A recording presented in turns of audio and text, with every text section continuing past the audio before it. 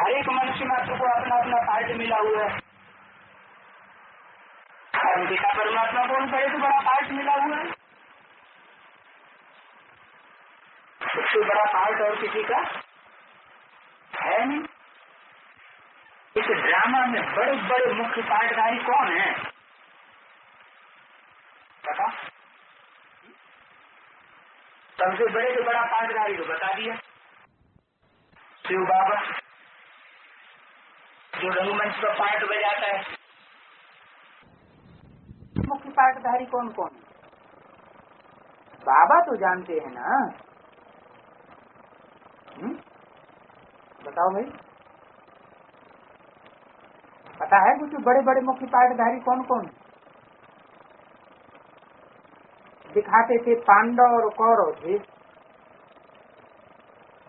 शास्त्रों में तो दिखाया पांडवों की ये बड़े बड़े महारथी और कौरवों की ये बड़े बड़े महारथी। तो उनमें बड़े बड़े महारथी कौन हैं? कौरव सेना में दो भाई दिखाते हैं, युधिष्ठिर और धृतराष्ट्र। किसे दिखाते हैं? युद्ध में स्थिर रहने वाला युधिष्ठिर, पांडवों में सबसे बड़ा भाई। और दूसरी तरफ दिखाते हैं कौरवों में धृतराष्ट्र। राष्ट्र माने धन संपत्ति, धृत माने धारण कर ली, अपने कब्जे में कर ली, धर ली। धृतराष्ट्र। यहाँ फिर कोई स्थूल धन संपत्ति की बात नहीं है, स्थूल युद्ध की भी बात नहीं है, जो उस अर्थ में युधिष्ठिर का अर्थ लिया गया। तो युद्ध स्थिर युधिष्ठिर और धृतराष्ट्र, पांडव और कौरव सेना के बड़े बड़े महारथी। फिर इस तरफ दिखाई है बड़े बड़े भीष्म पितामह आदि। भीष्म पितामह अर्थात बाल ब्रह्मचारी, द्रोणाचार्य, अश्वत्थामा आदि। ये सभी विद्वान पंडितों के नाम हैं। अपनी पंडिताई का बड़ा घमंड है।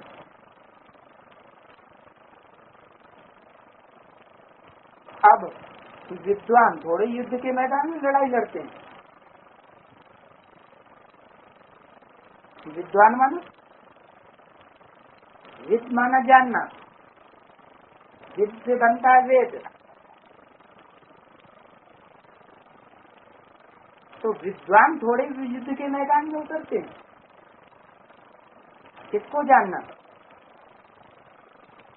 विद्वान माने जानने वाला। कौन जानने वाला? किसको जानने वाला?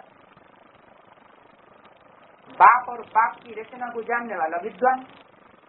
और जिसने बाप को नहीं पहचाना हो तो बाप की रचना को तो पहचानने का सवाल ही नहीं, तो विद्वान कहेगा। और जब पहचाना नहीं फिर तो लड़ाई झगड़ा लड़ेगा ही, क्योंकि नहीं जानता है कि धनी धोरी कौन है। और जिसने जान लिया बाप और बाप की रचना को, वो है असली विद्वान। तो जिसकी बुद्धि में बैठ जाएगा कि धनी धोरी ये है, उसको तो लड़ाई लड़ने की दरकार है, उसको तो लड़ाई लड़ने की किसी से दरकार ही नहीं। क्यों मुकदमेबाजी करेगा? क्यों किसी से लड़ाई लड़ेगा? क्योंकि जानता है कि शक्ति का जो रचयिता है, बड़े से बड़ा कंट्रोलर, वो आया हुआ है। हमको किस बात की परवाह जो हम किसी से लड़ाई लड़े बैठ करके? तो सबका वारा न्यारा कर देगा। तो अब विद्वान थोड़े युद्ध के मैदान में लड़ाई करते हैं। द्रोणाचार्य, अश्वत्थामा, भीष्म पितामह को बड़ा बड़ा विद्वान दिखा दिया है, तो दिखाते हैं वो युद्ध के मैदान में लड़ाई लड़ते हैं। लेकिन ये तो ला नहीं है जो कोई विद्वान हो और फिर लड़ाई लड़े। बाबा कहते हैं कि जो बच्चे लड़ाई लड़ते हैं तो बाबा समझते हैं इनका कोई धनी धोरी है नहीं, ये तो आरफन है। क्या ये किसी के कंट्रोल में रहने वाले है नहीं। तो ये सभी झूठे नाम दिए हुए हैं। कौन से? द्रोणाचार्य, अश्वत्थामा और भीष्म पितामह। पंडित भीष्म पितामह आदि फिर हिंसक लड़ाई कैसे लड़ सकते हैं? सन्यासी लोग किस हिंसा से भागते हैं? सन्यासी लोग जो कायर बनते हैं वो कौन सी हिंसा से डर करके कायर बन करके भागते हैं? ये उनकी विशेष पहचान है सन्यासियों की, काम कटारी की हिंसा से। जो काम कटारी की हिंसा से डर के भाग जाए वो क्या हुआ है? वो हुआ दुनियावी सन्यासी। ये है सभी से कड़ी हिंसा। एक दो को पॉइजन पिलाते हैं, कड़ी हिंसा है तो उससे तो बचना चाहिए ना, भाग जाने में कोई दोष तो नहीं है। क्यों? कड़ी हिंसा है तो कड़ी हिंसा से भाग जाने में कोई दोष है क्या? शास्त्रों में जो बातें लिख दी हैं, बाप कहते हैं ये सभी हैं भक्ति मार्ग के झूठे गपोड़े। गाया भी जाता है झूठी माया, झूठी गाया, झूठा सब संसार।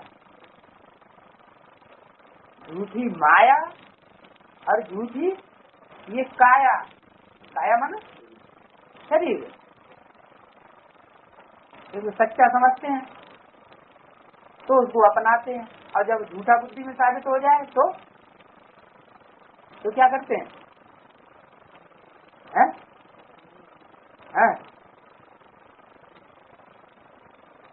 रावण झूठा और राम को सत्य बताते हैं,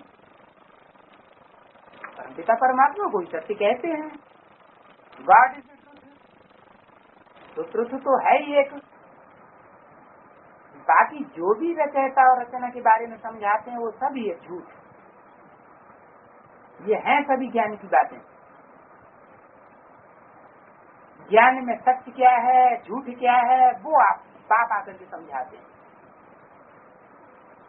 बाप कहते हैं शास्त्र जो अनेक प्रकार के बनाए हुए हैं उनमें भी मेरे लिए जो लिखा हुआ वो प्रायः झूठ है,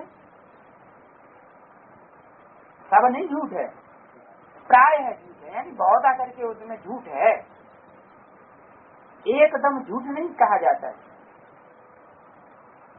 जैसे कहते हैं देवी देवता सनातन धर्म प्रायः लोप है, मानो पूरा पूरा देवी देवता सनातन धर्म लोप नहीं है, कुछ न कुछ प्रवृत्ति मार्ग की मर्यादा अभी भी भारत में बची हुई है। तो इसी तरह भारत की गीता का ज्ञान तो प्रायः लोप हो गया है। जो असली ज्ञान था वो ज्ञान तो सारा प्रायः लोप हो गया। बाकी आटे में लून की निशानियां हैं, जैसे आटे में नमक बहुत थोड़ा होता है, तो ऐसे ही जो अब ज्ञान चल रहा है शास्त्रों में, या वो झूठी गीता शास्त्र का जो ज्ञान चल रहा है उसमें आटे में नमक की मिसल सच्चाई है। बाप कहते हैं हम आकर के बच्चों को सभी वेदों शास्त्रों का सार समझाता। गीता है मुख्य, जिसमें ही भगवान वाच्य, और कोई शास्त्र ऐसा नहीं है जिसमें भगवान वाच्य लिखा हुआ हो। बाप कहते हैं तुमने कृष्ण को भगवान लिख दिया, परंतु वो तो नई दुनिया का प्रिंस है ना, ये तो सभी भारतवासी जानते हैं, फिर उनको भगवान कैसे कहते? बाप आकर समझाते हैं जिसको तुम भगवान कहते हो वो तो सतयुग का फर्स्ट प्रिंस है, पहले पहले मेरे से विदाई लेकर के गया था। कौन? पहले पहले मेरे से विदाई लेके कौन गया?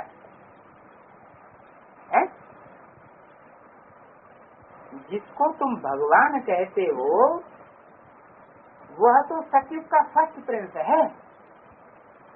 पहले पहले मेरे से विदाई लेकर आया था सतयुग का प्रिंस बनने के लिए। कब की बात है? कैसे? जिसको तुम भगवान कहते हो वह तो सतयुग का फर्स्ट प्रिंस है। पहले पहले मेरे से विदाई लेकर आया था सतयुग का प्रिंस बनने के लिए। उसके बाद औरों ने विदाई ली है मेरे से। विदाई कहाँ ली जाती है? विदाई लेकर आना कहाँ से होता है? परम धाम से। निराकारी दुनिया में बिंदु बिंदु आत्माएं वहाँ विदाई लेती हैं, फिर विदाई लेकर के आती हैं। वहाँ की बात है। तो संगम की किस समय की बात है? कब विदाई लेकर के आया था? कब शूटिंग हुई थी? हैं? हाँ, यज्ञ के आदि में कराची में स्वर्ग का टेम्पल स्थापन हुआ। और जिस समय स्थापन हुआ तो सबसे पहले स्वर्ग के टेम्पल में कौन पहुंचा? पहले कृष्ण की आत्मा पहुंची। तो किससे विदाई लेकर पहुंची? मेरे से विदाई लेकर। पहले पहले मेरे से विदाई लेकर आया था सतयुग का प्रिंस बनने। अच्छा, श्री कृष्ण की इतनी महिमा है।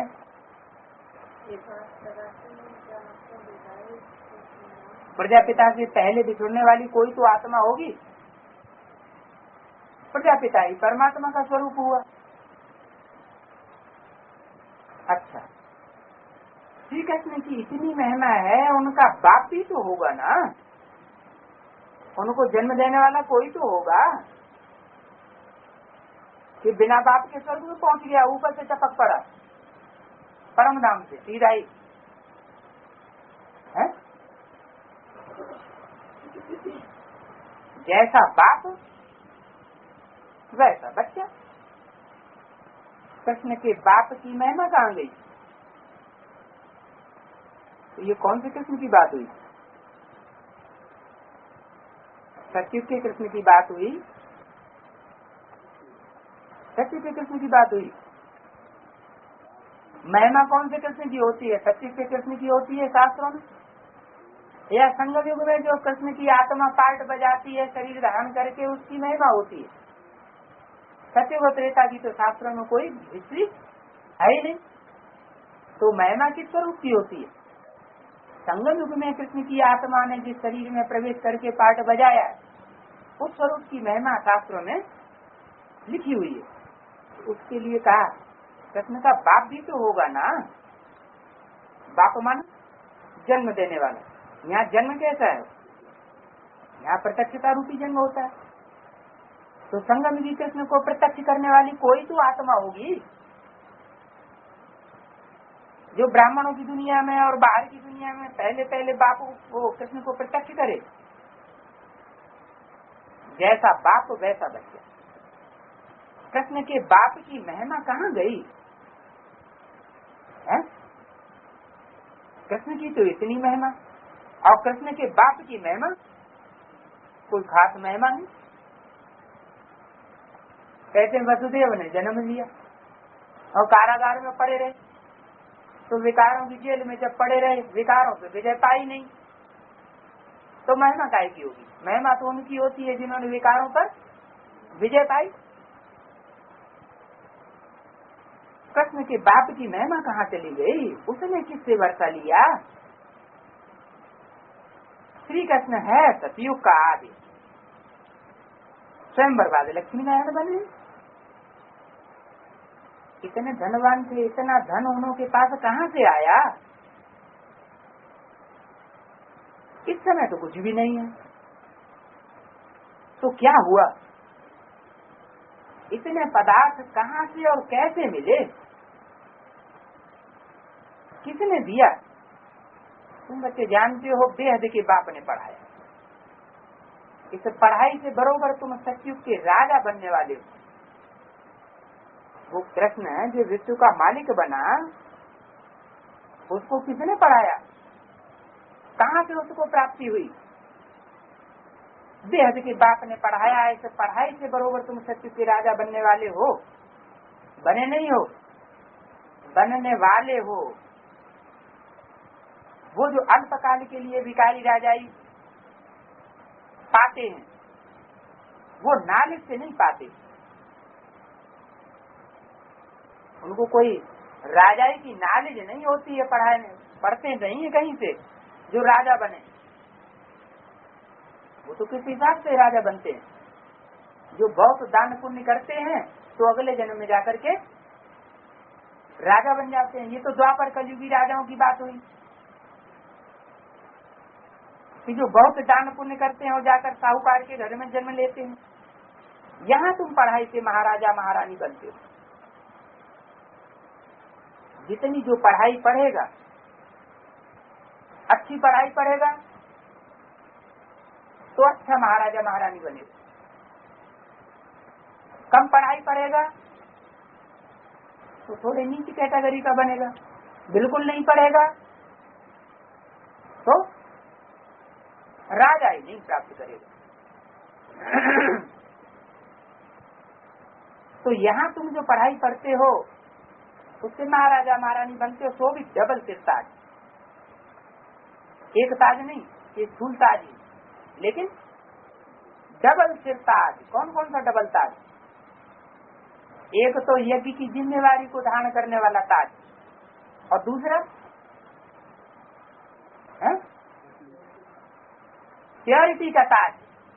अरे लक्ष्मी नारायण का जो वहाँ ताज होगा वो तो बात की बात है।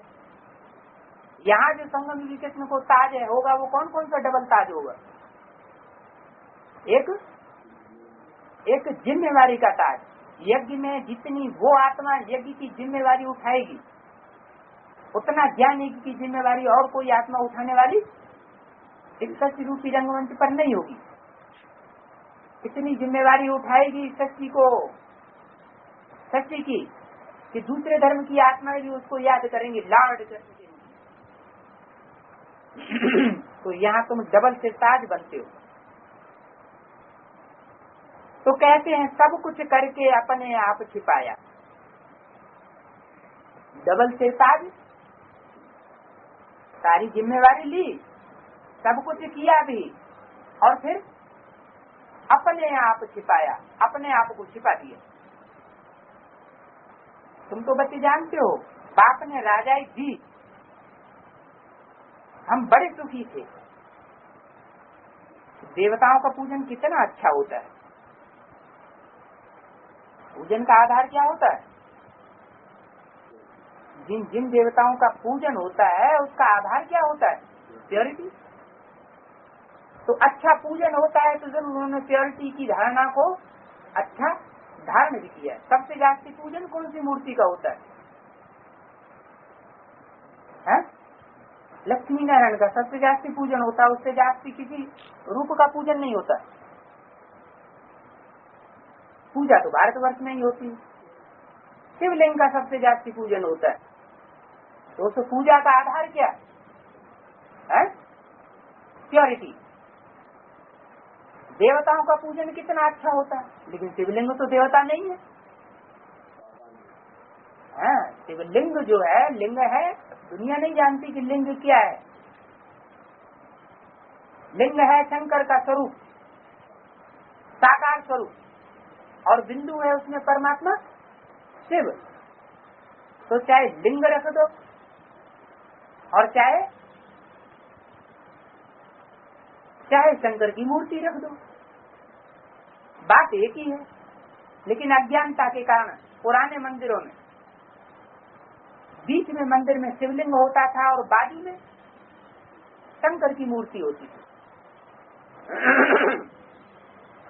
तो देवताओं का पूजन कितना अच्छा होता है। पूजन देखना हो तो श्रीनाथ में जाओ। अच्छा पूजन किसका होता है? श्रीनाथ का। जगन्नाथ का नहीं बताया, किसका? श्रीनाथ का। श्रेष्ठ नाथ कौन? श्री कृष्ण। श्रीनाथ को बताया कि सबसे अच्छा पूजन होता है, बहुत माल बनाते हैं, ब्राह्मण भी उनसे पलते हैं। और शिव बाबा का पूजन कैसा होता है? जहाँ चाहा वहीं मिट्टी का लिंग बनाया और उसकी पूजा कर लिया और ये जले। तो बहुत माल बनते हैं श्रीनाथ द्वारे में, ब्राह्मण भी उनसे पलते हैं। क्या उस माल से ब्राह्मण भी पलते हैं, यात्रु भी भोग आदि खरीद करके खाते हैं। क्या पैसा दिया फिर मिलेगा भोग। जगन्नाथ भंडारे की तरह नहीं कि जो आया उसको पैसा दो या न दो, तुमको खाने को जरूर मिलेगा, लेकिन मिलेगा क्या? मिलेगा वही सूखी रोटी दाल चावल। क्योंकि जैसा देवता वैसा भोग लगेगा, है ही गरीब देवता। जगन्नाथ सारे जगत को पालन करने वाला। हाँ, तो यात्री भोग खरीद करके खाते हैं। देवताओं के जड़ चित्रों पर इतने माल चढ़ते हैं, तो खुद मालिक जब होंगे तो कितना न खान पान अच्छा होगा देवताओं का। नई दुनिया है ना, क्या नई दुनिया में सब नए और पुरानी दुनिया में सब 500 करोड़ पुराने। तो पुरानी दुनिया का मालिक है तो जगन्नाथ, और नई दुनिया का मालिक है तो श्रीनाथ। पुरानी दुनिया होगी ना, जब विनाश होगा तो दुनिया में पुरानी दुनिया होगी कि नई दुनिया होगी? मालिक तो जगन्नाथ ही होगा। 500 करोड़ के ऊपर कंट्रोल करने वाला होगा, उसके ऊपर कोई कंट्रोल नहीं करेगा। श्रीनाथ होगा तो श्रेष्ठ आत्मा ही दुनिया में बचेंगी, विनाश हो चुका होगा। निष्कृष्ट आत्मा कोई हो नहीं सकती। तो देवताओं के जड़ चित्रों पर इतने माल चढ़ते हैं, तो जब वो जड़ चित्र चैतन्य चित्र बने होंगे, तो जब खुद मालिक होंगे तो कितना न खान पान उनका अच्छा होगा। तो ऐसे ऐसे सभी का विनाश होता है। सभी का मन, हाँ, सभी में तो ये होते नहीं। संन्यास धर्म को बहुत थोड़ा टाइम हुआ है, वो स्वर्ग में तो आ न सके। कौन? संन्यास धर्म वाले। अभी तुम जानते हो स्वर्ग में किसका राज्य था? सन्यासियों का तो राज्य था नहीं, रुचि मार्ग वालों का राज्य था। कौन सा धर्म था तुम जानते हो? बाप आकर देवी देवता धर्म स्थापन करते हैं, तो फिर और धर्मों का विनाश होता है। तुम ईश्वरीय संप्रदाय और वो है आसुरी संप्रदाय। बेईमान होने से ही भ्रष्टाचारी बनते हैं। काम क्रोध भी कम नहीं है, ऐसे कामी क्रोधी हैं जैसे बाजारी बैल। ये है ही पति दुनिया। शास्त्रों में तो बहुत फालतू बातें लिख दी। द्रौपदी को 5 पति थे, और कृष्ण कुमार था, उनको इतनी रानियां थी, शादी वादी उसने की नहीं थी। कुमार था कौन? कृष्ण। और फिर रानियां कितनी दिखाई? 16,000 रानियां थी। कितनी वाहियात बातें लिखती। ये बात के सिवाय कोई समझा ही नहीं सकता इन वाहियात बातों को। वास्तव में इनका अर्थ क्या है? अभी तुम सभी कहेंगे हम ईश्वर की औलाद हैं, ईश्वर कौन है? हो तो ईश्वर की औलाद। वो ईश्वर कौन है? वो है निराकार चित, ब्रह्म नहीं है। मनुष्य किसे ईश्वर समझते हैं? वो ब्रह्म को ईश्वर समझते हैं। मनुष्य समझते हैं ब्रह्म ही ईश्वर है। अरे ब्रह्म तो रहने का स्थान है। ब्रह्म के पेट में तो आत्मा है, परमात्मा सब रहने वाले हैं।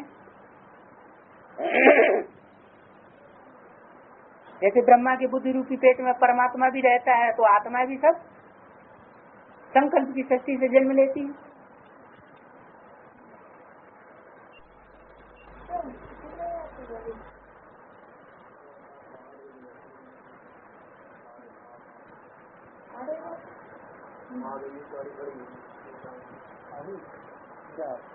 जाना चाहिए।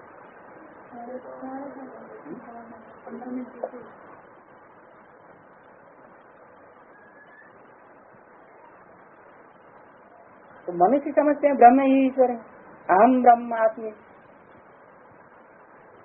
अरे ब्रह्म को परमपिता परमात्मा थोड़े ही कहेंगे।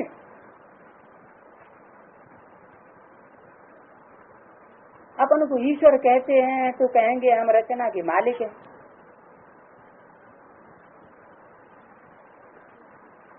नाम रख दिया ब्रह्मास्मि। अब इसका तो कोई अर्थ नहीं। ब्रह्म तो महत्त्व है, जहाँ हम आत्माएं रहती हैं।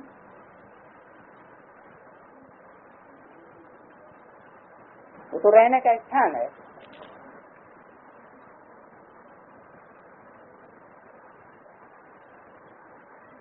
शालिग्राम भी कहते हैं आत्मा को। रुद्र यज्ञ जब रचते हैं तो परमपिता परमात्मा को शिवलिंग और छोटे छोटे शालिग्राम बनाते हैं।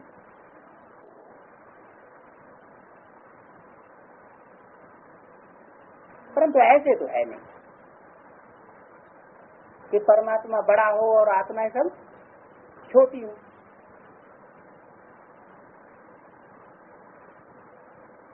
उनको कहा जाता है परमपिता परमात्मा सुप्रीम को, परम धाम में रहने वाली आत्मा। तो आत्मा याद करती है आर्गन्स द्वारा। तो अभी ये सभी बातें तुम जानते हो, रचना की आदि मध्य अंत तो तुम जानते हो, और मुख्य मुख्य पाठधारी कौन है वो भी तुम जानते हो। कैसे पाठ बजाते हैं, कौन कितने जन्म लेते हैं, ये हिसाब हो गया ना। परंतु इतना भी जानने की दरकार नहीं।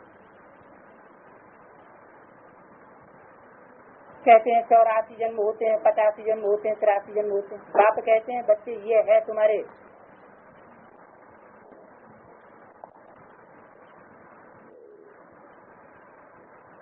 ये है तुम्हारे धर्मों का जन्म। तुम्हारा जो धर्म है देवी देवता सनातन धर्म,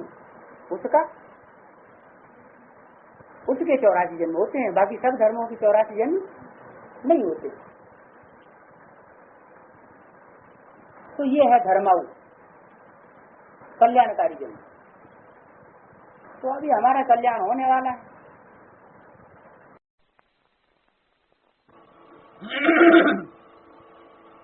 लेकिन बच्चे सदा सेफ हैं, बाप के बच्चे सदा सेफ हैं।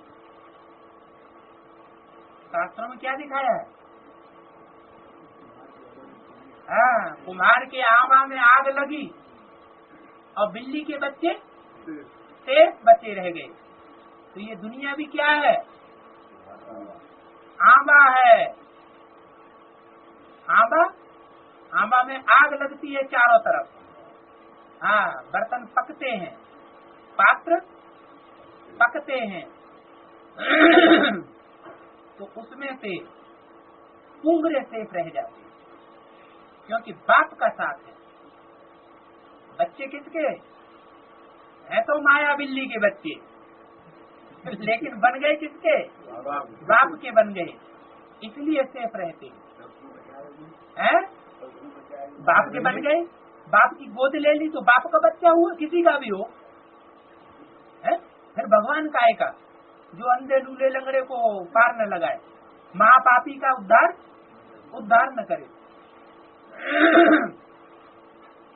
18-1-91 की अव्यक्त वाणी में चौथा प्रश्न है, सर्व बच्चों के प्रति बाप दादा का संदेश, सर्व तपस्वी बच्चों के प्रति याद प्यार है। बिल्ली के पुंगरे इसलिए बच्चे कि वो बाप के बन गए। शेर के बच्चे बहुत नहीं होते, शेर का तो एक ही बच्चा पैदा होता है। बिल्ली के पुंगरे बहुत होते हैं, जो शेर का बच्चा होता है वो तो शेर ही होता है, वो तो आंबा में जाएगा भी तो भी फोड़ फाड़ के बाहर निकल आएगा है। शेर का बच्चा तो गॉड इज वन, तो गॉड का बच्चा भी वन कहा जाता है। त्रिमूर्ति ब्रह्मा देवताओं में बड़ा शंकर। ये मुरली का महावाक्य क्या बताता है, क्या साबित करता है कि गॉड इज वन, तो गॉड का बच्चा भी वन। बाकी सब माया बिल्ली पुंगरे के बच्चे बन जाते हैं। इसलिए परमात्मा को एक का ही मुकर्रर का आधार लेना पड़ता है। सर्व तपस्वी बच्चों के प्रति याद प्यार, किसके प्रति? तपस्या वर्ष में जो तपस्वी बच्चे हैं, भोगी बच्चों के प्रति नहीं। ऐसे बच्चों के प्रति जिनकी बुद्धि में लगन रहती है, वो काहे की कब भोगन को मिले भूख लगी है, ऐसे बच्चों के प्रति नहीं है। आत्मा की भूख, आत्मा की भूख क्यों? जब 50 वर्ष की ज्ञान का टाइम भी पूरा हो चुका है, ज्ञान का डोज पूरा हो चुका, अभी तक भूखी लगी है। अब जब पेट भर न पाई हो तो और ज्यादा स्वाद आई हो। जैसे चौबों की बारात होती है तो चौबे लोग बड़े बड़े मोटे पेट वाले वहाँ पहुँचते हैं, उनको खूब खिलाया जाता है, खूब खाते हैं, और खाने के बाद जब बिल्कुल पेट भर जाता है सबका, तो गाढ़ा गाढ़ा दूध बड़े बड़े गिलासों में उनको दिया जाता है, और कहा जाता है जो जितना दूध चढ़ाए, क्या जितने गिलास ज्यादा उतने 100-100 के नोट ले। हाँ है? लेकिन वो दूध नहीं है, वो रबड़ी है। अब पचाने के लिए पेट पावरफुल चाहिए, भीमसेन जैसा। हाँ, अगर पेट कमजोर हुआ तो फिर समझ लो ऊपर से भी पोकड़ा नीचे से भी पोकड़ा सब बह जाएगा, बर्बादी भी हो जाएगी है? पेट 2 के दिखाते हैं, कौन कौन के? और हाँ, एक गणेश जी का पेट दिखाते हैं। हाँ, वो तो सारा ही शरीर बड़ा होता है, लेकिन हाँ, लेकिन भीम का तो पेट बहुत ही बड़ा। उसका तो नाम ही ब्रकोदर है, ब्रकोदर है। जैसे भेड़िया का पेट होता है ना, अगर मरा हुआ जानवर कहीं देख लेगा तो जब तक पूरा खत्म नहीं कर देगा तब तक खाना बंद नहीं करेगा। भेड़िए की भूख बहुत मशहूर है।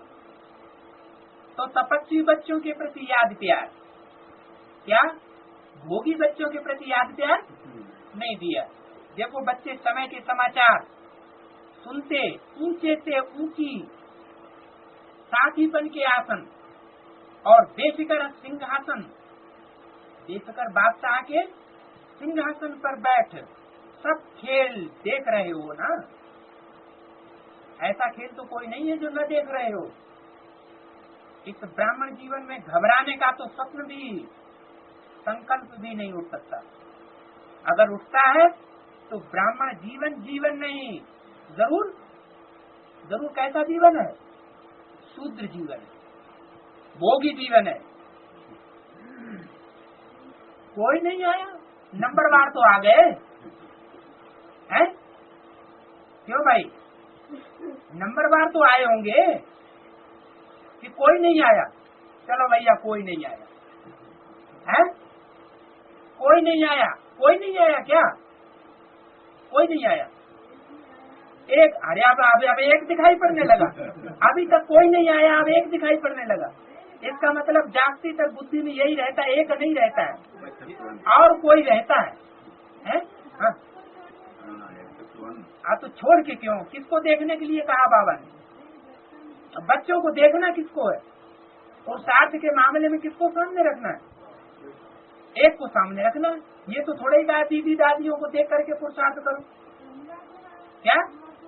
हाँ, तो ब्रह्मा में भी दो ब्रह्मा है, एक ब्रह्मा संपूर्ण और एक ब्रह्मा, हाँ, माथे पे धरी हुई लीक, काहे की?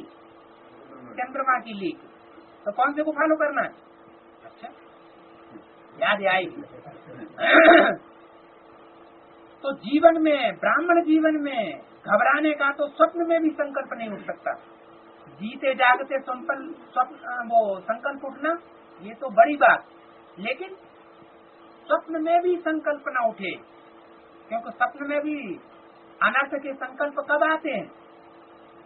जब जीते जागते जीवन में जो संकल्प करेंगे वही रात में स्वप्न में भी आते हैं। क्या सेठ जी दुकान पर बैठे बैठे सारा दिन पैसे गिनते रहेंगे, तो रात में भी क्या करेंगे? पैसे ही याद कराएंगे। ये तो तपस्या वर्ष की निरंतर लगन की अगन में बेहद के वैराग्य वृत्ति प्रज्वलित करने का पंखा लग रहा है। कई क्या? अगर ये पंखा न लगे तो लगन की अगन तेज नहीं होगी। तो ऐसे कर्म काहे के न करते हो? ऐसे कर्म क्यों करते हो जो पंखा लगाने की जरूरत पड़े? हैं? जो विघ्नों का पंखा लगे, हवाई हवा, तूफानी तूफान। तूफान में क्या होता है? हवाई हवा, तेज हवाएं चलती हैं। तो वाइब्रेशन कैसे चलते हैं? तेज हवा वाले वाइब्रेशन चलते हैं। हाँ, मिट्टी वाले। जब तूफान आता है तो क्या होती है? चारों तरफ देह अभिमान की धूल ही धूल। वैश्यालय खुला हुआ है, ये हो रहा है, वो हो रहा है। अब आंध्र प्रदेश तुम्हारे उड़ेगा आई हो। तो ये तो तपस्या वर्ष के निरंतर लगन की अग्नि में बेहद के वैराग्य वृत्ति प्रज्वलित करने का पंखा लग रहा है। क्या? अगर ये पंखा न लगे तो बेहद की वैराग्य वृत्ति की पैदा न होगी। आपने बाप समान संपन्न बनने का संकल्प किया, अर्थात विजय का झंडा लहराने का प्लेन बनाया। कौन सा प्लेन बनाया है? विजय का झंडा लहराने के लिए प्लेन कौन सा बनाया? कौन सा प्लानिंग की है? भूल गए। जो प्लानिंग ही भूल गए तो फिर प्लानिंग पूरी कैसे करें? तपस्या वर्ष की प्लानिंग बनाई है ब्राह्मणों ने। तो प्लान बनाया है, तो दूसरी तरफ समाप्ति की हलचल भी तो साथ साथ नुदी हुई है ना। क्या? जब विजय का झंडा लहराना है तो विजय कोई ऐसे मासी का घर थोड़े ये जो हो जाएगी। विश्व के ऊपर विजय प्राप्त करने के लिए क्या होगा? हैं? हाँ, बाप समान, आपने बाप समान संपन्न बनने का संकल्प किया है कि बाप की तरह हम भी समान बनेंगे। उसने तपस्या की है, योग लगा करके इतना बलवान बन गया है। कौन सा बाप? बिंदु बाप नहीं, मनुष्य शक्ति का पिता प्रजापिता। वो इतना बलवान बन गया है कि किसी का उसके ऊपर हथियार का असर ही नहीं होता। अंतरराष्ट्रीय योग लगाया, कोई भी असर नहीं हुआ। तो हम भी अब तपस्या वर्ष मनाएंगे। 1 साल की जगह क्या करेंगे? 14 महीने का, 2 महीने और रुंग में दे देंगे।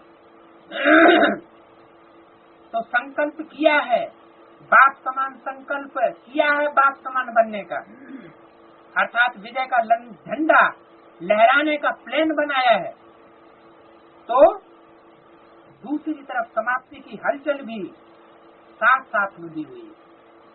क्यों?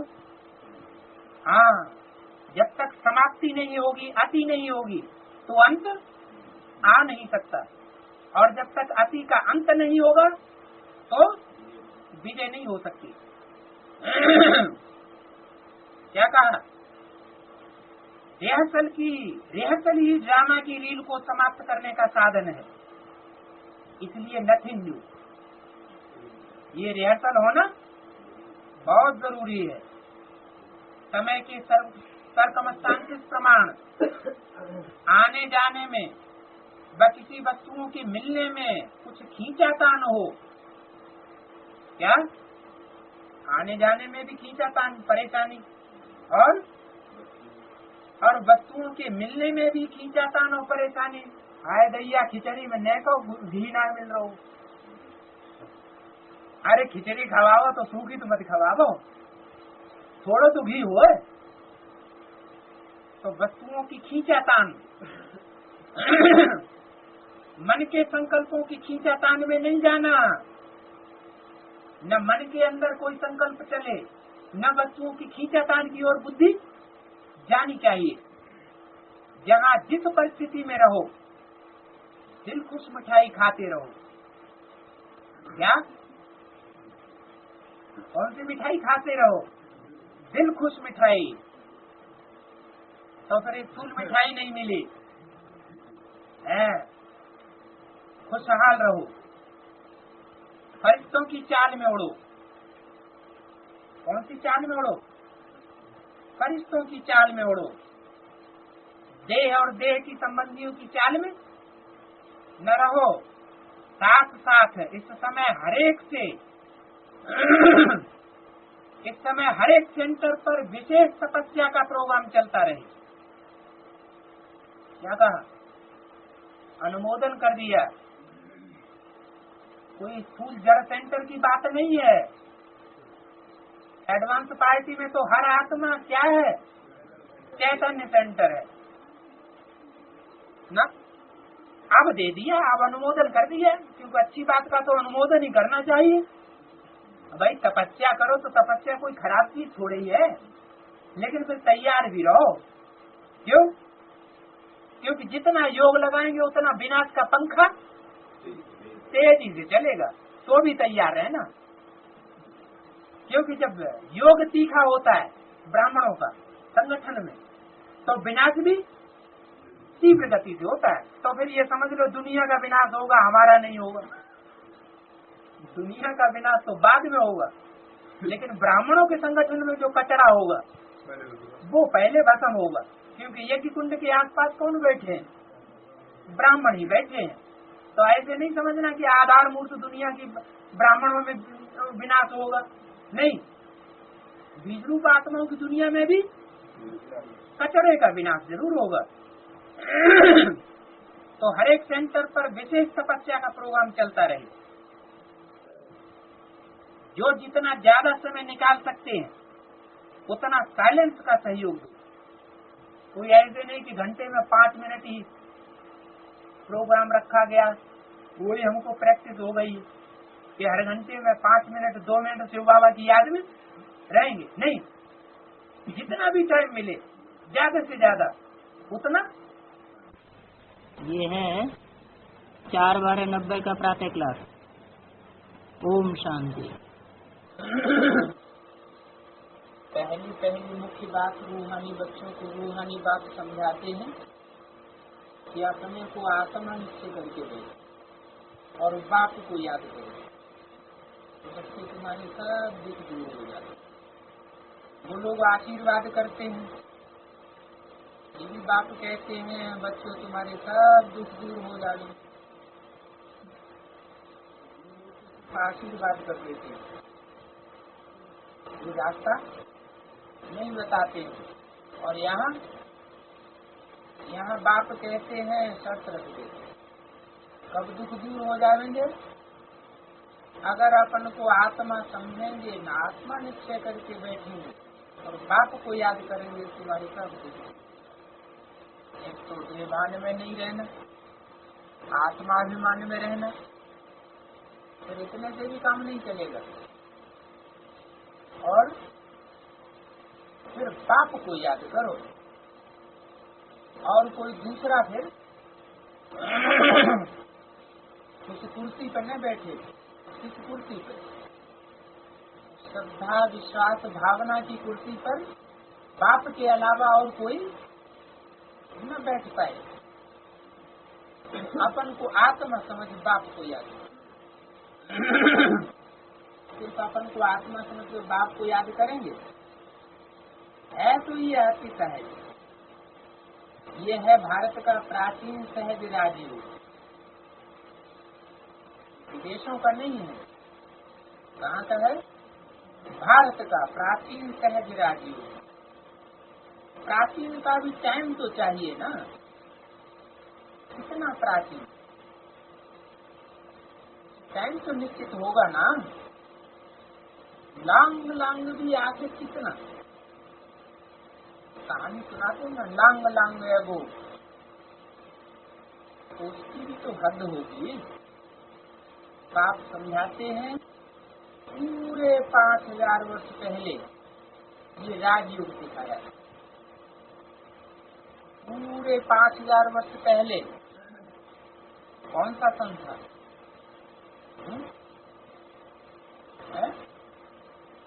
पूरे 5000 वर्ष पहले सन कौन सा था? जरूर 91 ही होगा।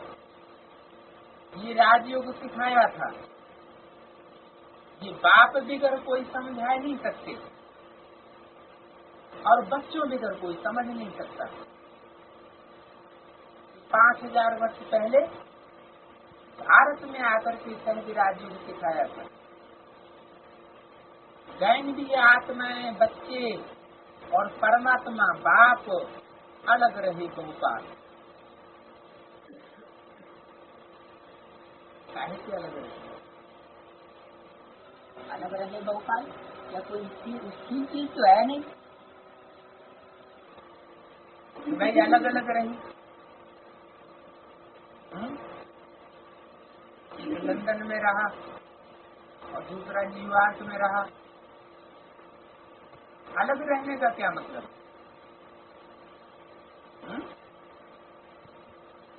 अलग रहने का मतलब क्या है? आत्मा परमात्मा अलग रहे बहुकाल। किस बात में अलग? अलग रहने और एक रहने का क्या मतलब है? साकार में जब बाप आते हैं तो आत्मा अलग हो जाए। राज बहादुर जी कह रहे आत्मा परमात्मा अलग रहे बहुकाल का मतलब आत्मा में जो ज्ञान भरा हुआ है और परमात्मा में जो ज्ञान भरा हुआ है उसमें अलगाव हो गया। कब से?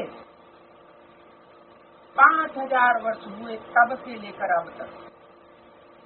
जब देवता बने तो बुद्धू हो गए। अपनी आत्मा का तो ज्ञान रहा लेकिन परम पिता परमात्मा का ज्ञान नहीं रहा, तो वहां से अलग होना शुरू हुआ। अब क्या करना है? अब होना है एक। किस बात में एक होना है? हाँ, मन मना भव। मत मना भव 3 शब्द होते हैं। मत माना मेरे, मना माने मन में, भव माना समा जा, मेरे मन में समा जा। सागर में कोई चीज डाल दी जाती है तो उसमें समा जाती है, उसका अलग अस्तित्व नहीं रहता। तो ऐसे ही अपने मन के संकल्पों को, यानी संकल्प तक भी, अपने अंदर के संकल्पों तक भी मेरे अंदर समा। बाधा से विपरीत होना और परमाणु से विपरीत होना तो बात दूसरी, बहुत दूर की बात है। बड़ी बात हो गई। लेकिन संकल्पों तक भी जो बाप का संकल्प, जो बच्चे का संकल्प, तो ये ज्ञान है आत्मा परमात्मा अलग रहेगा। किस बात में अलग रहेगा? मनसा में, वाचा में, कर्मणा में। जो बाप और जैसे कर्म कराना चाहते हैं उन कर्मों से अलग रहे।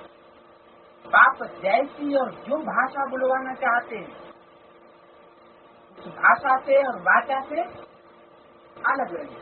और बाप जो और जैसे संकल्प बच्चों का चाहता है उन संकल्पों में अपनी मनमत की विचलती होती है।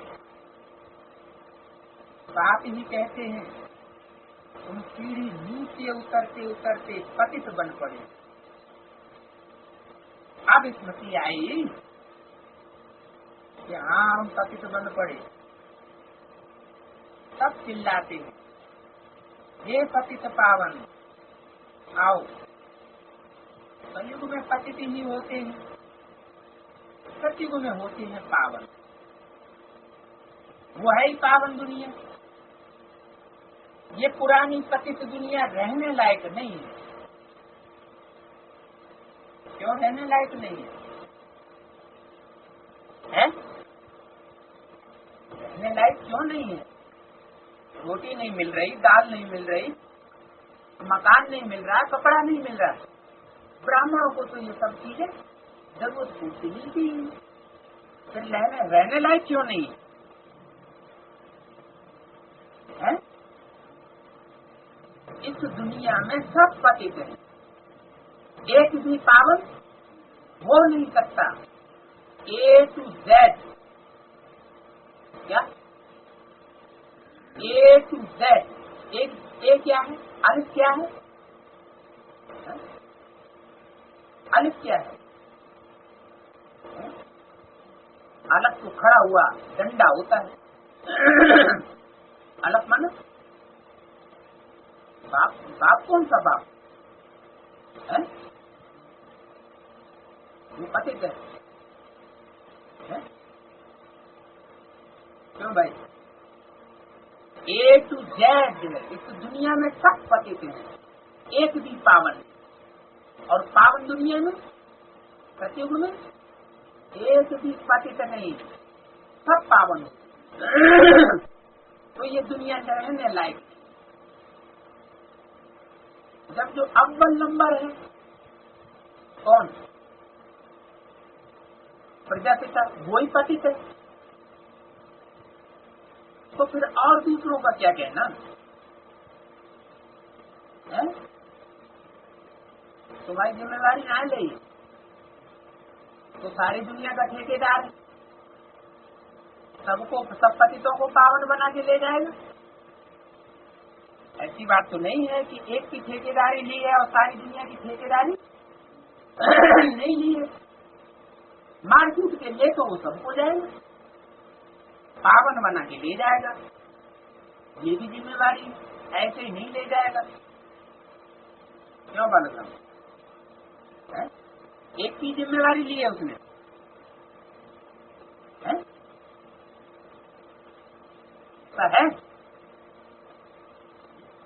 और सबसे वायदा नहीं किया है, एक की जिम्मेवारी ली। ये बात। यहाँ देखो सब पतित है। ये पुरानी पतित दुनिया रहने लायक नहीं है, परंतु माया का भी प्रभाव कोई कम नहीं। माया क्या कहती है? क्या प्रभाव दिखाती है? दुनिया रहने लायक तो नहीं है, लेकिन माया का ऐसा प्रभाव है कि वो दिखा देती है कि नहीं, इस दुनिया में कोई पावन भी हो सकते हैं। क्या इस दुनिया में कोई अति पावन है, जबकि इस दुनिया में वास्तव में कोई पावन है नहीं, कोई पवित्र नहीं है, सब अपवित्र भ्रष्टाचारी। लेकिन माया क्या पाम्पेंट शो दिखाती है कि नहीं,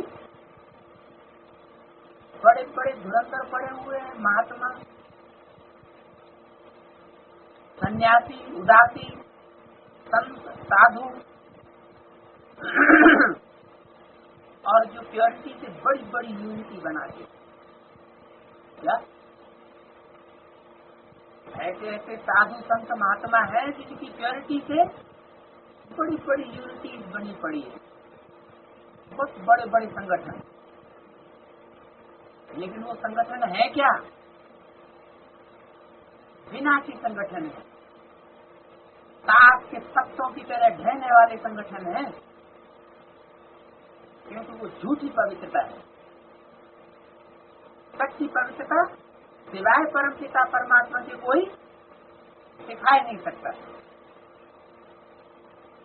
यहाँ तो देखो 100 मंजिल के बड़े बड़े मकान बनाते, मकान मान संगठन, इतने बड़े बड़े संगठन के ऊपर संगठन, संगठन के ऊपर संगठन, संगठन के ऊपर संगठन, 100 मार के मकान बने हुए। ब्राह्मणों की दुनिया में भी ऐसे ही है, सबसे ऊंचा संगठन, फिर उससे नीचा संगठन, फिर उससे नीचा संगठन। अभी डायरेक्शन में क्या आया? हेड ऑफिस से डायरेक्शन मिला इसको, सब बड़े बड़े सेंटर, छोटे छोटे सेंटर, फिर